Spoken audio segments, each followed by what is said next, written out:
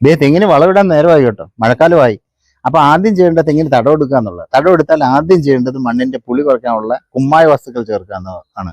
കുമ്മായ വസ്തുക്കൾ എന്ന് പറഞ്ഞാൽ ഡോളോമേറ്റ്, കുമ്മായം, നീറ്റുകക്ക, പച്ചക്കക്കാപ്പൊടി, ഇതിലേതെങ്കിലുമൊക്കെ ഉപയോഗിക്കാം. പക്ഷെ ഏറ്റവും നല്ലത് ഡോളോമേറ്റാണ്. കാരണം എന്ന് വെച്ചാൽ ഡോളോമേറ്റിനകത്ത് കാൽസ്യം ഉണ്ട്, മെഗ്നീഷ്യം ഉണ്ട്.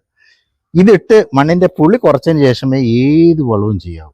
പ്രത്യേകം ശ്രദ്ധിക്കണം. എല്ലാ വർഷവും ഈ മണ്ണിന്റെ അമ്ലത കുറയ്ക്കാനുള്ള കുമ്മായ വസ്തുക്കൾ മണ്ണിൽ ചേർക്കണം. ചേർത്തതിന് ശേഷം മണ്ണിന്റെ പുളി കുറഞ്ഞതിന് ശേഷമേ എന്തെങ്കിലും വളങ്ങൾ ചെയ്യാവൂ. അപ്പൊ ആദ്യം ചെയ്യേണ്ടതെന്ന് പറഞ്ഞാൽ കുമ്മായ വസ്തുക്കൾ ചേർത്ത് കഴിഞ്ഞാൽ ആദ്യം ചെയ്യേണ്ടത് ജൈവവളങ്ങളാണ്. ജൈവവളങ്ങളിൽ ഏറ്റവും നല്ല കമ്പോസ്റ്റ് വളങ്ങളാണ്. ജൈവവളം എന്ന് പറഞ്ഞാൽ നമ്മൾ വിചാരിക്കും എന്തെങ്കിലും ചവറോ ചാണകപ്പൊടിയോ ഒക്കെ ഇടുന്നതാണ് ജൈവവളം. അതല്ല. ജൈവവളങ്ങളെ ജീർണിപ്പിച്ചുണ്ടാക്കിയെടുക്കുന്ന വസ്തുക്കളെയാണ് കമ്പോസ്റ്റ് വളങ്ങൾ എന്ന് പറയുന്നത്. കമ്പോസ്റ്റ് വളം എന്ന് പറയുമ്പോൾ ഒരു തെങ്ങിനെ സംബന്ധിച്ച് 10-25 കിലോ ഇട്ട് കൊടുക്കണം.